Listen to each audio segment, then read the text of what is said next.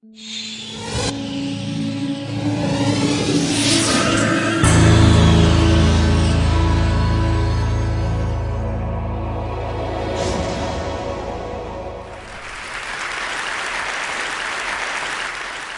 want you to take a look at this baby. What you're drawn to are her eyes and the skin you love to touch. But today I'm going to talk to you about something you can't see. What's going on up in that little brain of hers?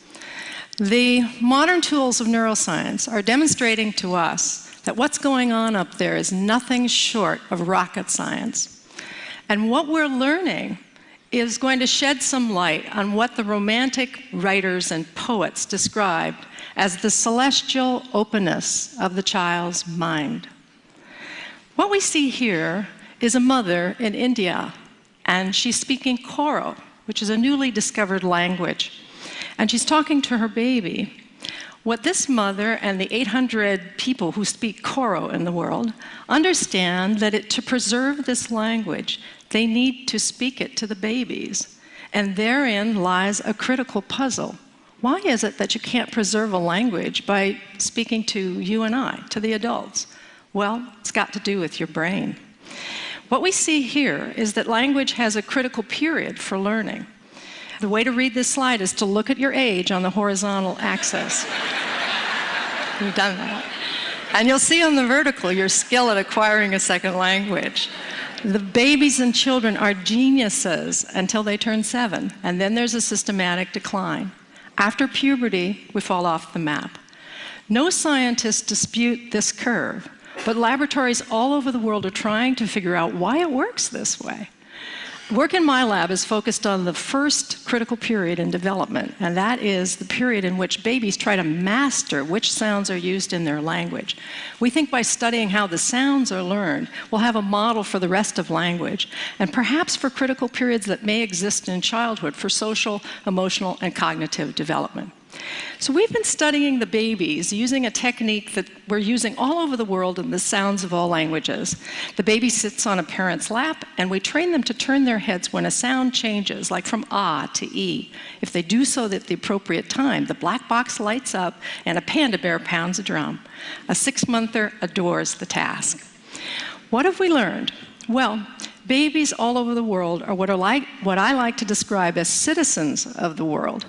They can discriminate all the sounds of all languages, no matter what country we're testing and what language we're using. And that's remarkable because you and I can't do that. We're culture-bound listeners. We can discriminate the sounds of our own language, but not those of foreign languages.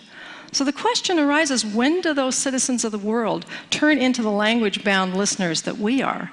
And the answer? Before their first birthdays.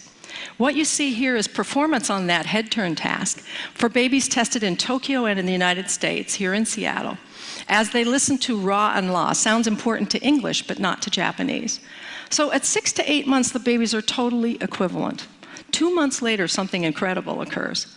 The babies in the United States are getting a lot better. The babies in Japan are getting a lot worse, but both of those groups of babies are preparing for exactly the language that they're going to learn.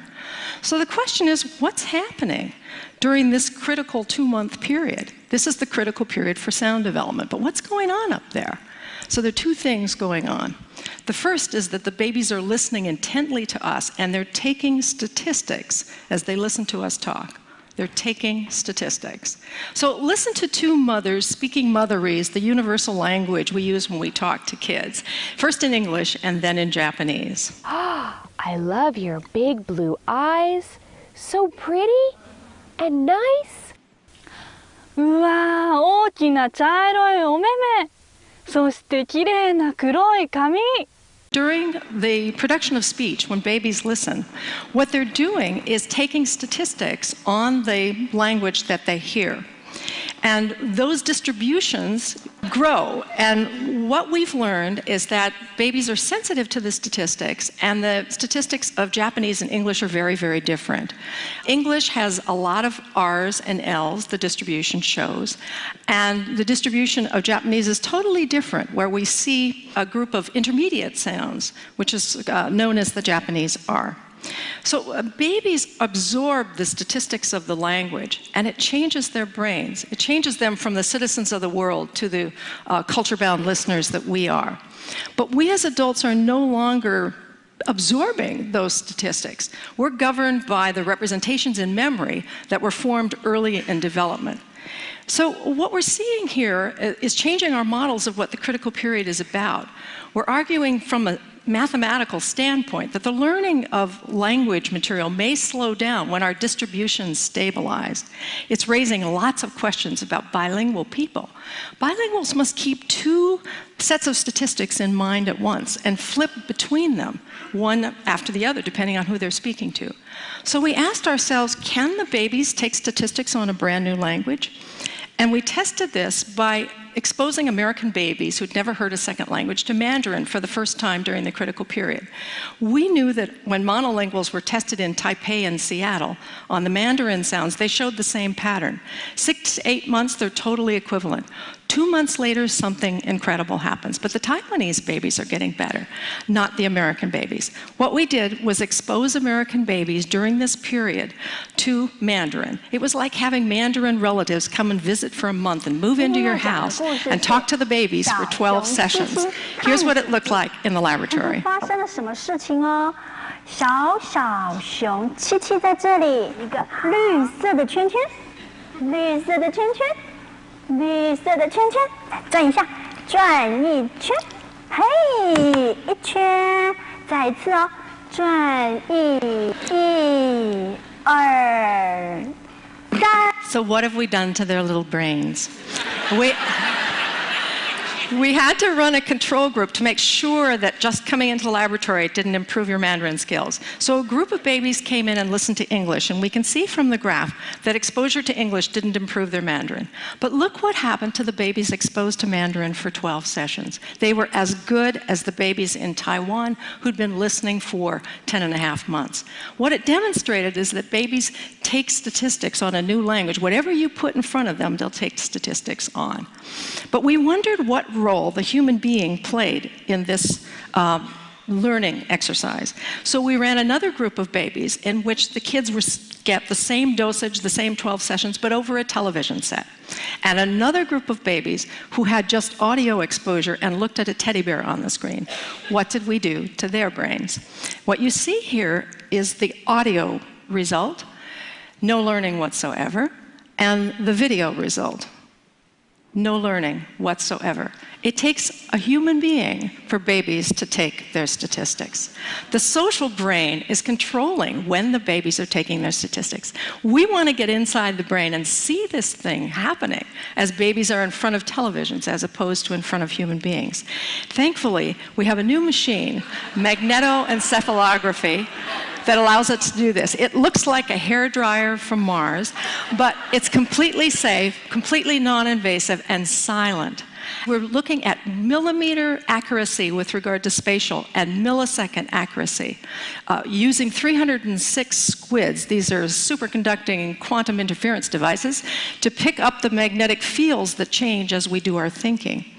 We're the first in the world to record babies in an MEG machine while they are learning. So this is little Emma. She's a 6-monther, and she's listening to various languages in the earphones that are in her ears. You can see she can move around. We're tracking her head with little pellets in a cap, so she's free to move, completely unconstrained. It's a technical tour de force. What are we seeing? We're seeing the baby brain as the baby hears a word in her language. The auditory areas light up, and then subsequently areas surrounding it that we think are related to coherence, getting the brain coordinated with its different areas, and causality, one brain area causing another to activate. We are embarking on a grand and golden age of knowledge about child's brain development. We're going to be able to see a child's brain as they experience an emotion, as they learn to speak and read, as they solve a math problem, as they have an idea. And we're going to be able to invent brain-based interventions for children who have difficulty learning. Just as the poets and writers described, we're going to be able to see, I think, that wondrous openness utter and complete openness of the mind of a child. In investigating the child's brain, we're going to uncover deep truths about what it means to be human. And in the process, we may be able to help keep our own minds open to learning for our entire lives. Thank you.